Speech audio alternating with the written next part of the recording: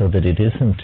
You see, we seem to have the attitude that something is either illegal or we can just go gung-ho with it and turn it into the product of a multi-million-dollar corporation. It would be much better to just say that the possession of small amounts of cannabis for personal use pose no threat to society, and leave it at that. Well, how are you going to get your red Lebanese then? Well, you would find a way, just as one finds a way today. It'd be easier if there was a government hash shop.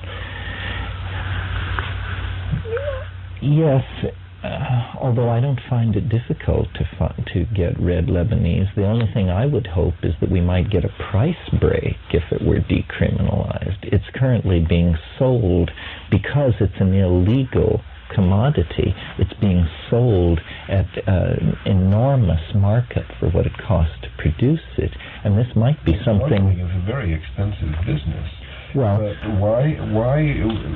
We have legal alcohol and so many other things. Why not simply legalize it? So there can be shops, there can be huge industries, and there can be gourmet growers using special methods and... Like wine, you mean? Like wine, exactly. Well, but then you have these problems, which Rupert is pointing out, that once more it's handed over to Madison Avenue to be turned into something where they can't simply say it's available to those who want it. Well, people living in downtown New York City are not going to be able to grow 8 or 10 plants themselves.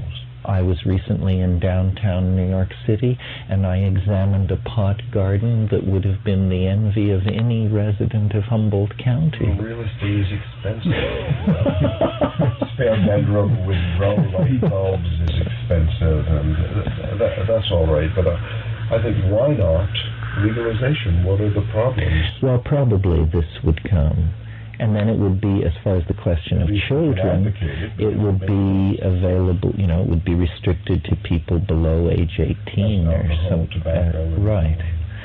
No, I think ultimately what we're going to have to do is legalize all drugs. Now, a hidden aspect of this is that governments make enormous profits out of the fact that these drugs are illegal. A harmless drug like cannabis, the interdiction, eradication, and the mafias which move it are all spun into government policy. I mean, governments have always been, and continue to this day to be, the major purveyors of drugs worldwide. So really, another factor mitigating the drive to legalize cannabis is where then would the CIA obtain, it would eat into its ability to finance the various rebel armies, front organizations.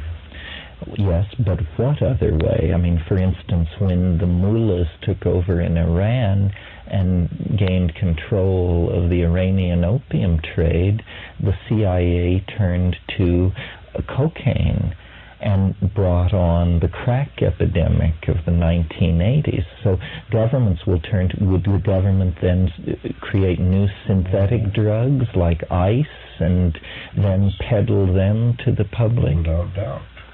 Well, this is just something to realize, that governments, you see, wrap themselves in a mantle of righteousness and tell us just say no.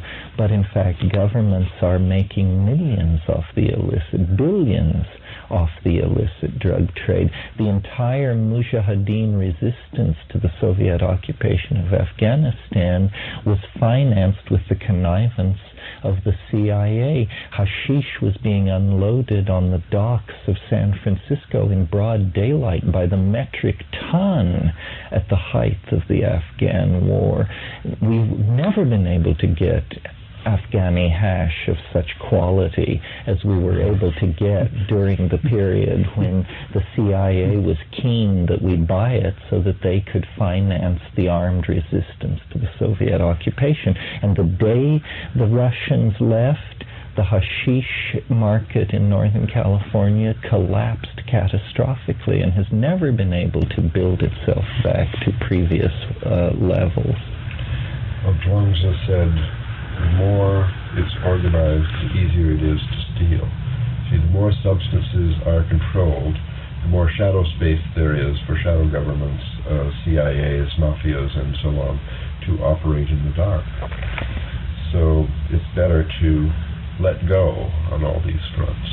And it's happening in Europe, especially, I think, it's much more significant, the decriminalization of heroin. There in these same parks in Switzerland, you see people sharing needles and so on. I think that's a very courageous experiment, and we'll get to see the results, and eventually perhaps it will spread to the United States. But that you wouldn't suggest that we make heroin so legal that you can flip open Time magazine to a color ad that says, "What's missing in your life? Heroin, the drug of choice of the chic young set." This is not what we want. That would perhaps not be worse than what we've got now. I think that I feel as badly about tobacco as I do of many of these other things. Personally, I had a very negative experience with freebase cocaine. I found this material to be very surprisingly addictive. You know, the tiniest experiment leaves you a total addict. So, in my personal view, this stuff is extremely evil. Nevertheless, I don't think that restricting it by law is an effective strategy to prevent people from getting addicted. I think that crack is similar, I'm not sure. It's extremely toxic material in society, but simply making it illegal just creates this huge shadow trade where it's out of control, and people have to experiment in order to find out what it is. And so the ad in Time magazine would without doubt say this material is harmful to your health. The Surgeon General has found that shooting heroin is harmful to your health. Liable to be very addicting after a single experience. And so on. The information would be circulated, the shadow would be eliminated, the secret would be eliminated. And I don't think that necessarily means that a lot more people would be addicted. I think probably fewer. Well, the drug issue brings up the question of whether societies should organize themselves along the assumption that citizens are adults or children. And if you view citizens as children, well, then you have to keep various things out of their hands. If you believe citizens are adults, then you have to believe that certain checks and balances will keep any negative practice from simply sweeping through society and destroying it. I believe that. I believe that if heroin were legalized, a very small number of people would destroy themselves with it, and that's their business, and society can absorb the cost of their slow suicide in the same way that we absorb the cost of the slow suicide that people undergo with tobacco and alcohol. See, here are some more questions for grassroots science. Yes, well, in this drug area, grassroots science could do amazing things. It's just that the questions are never asked by big science because it really doesn't want the answers to some of these questions.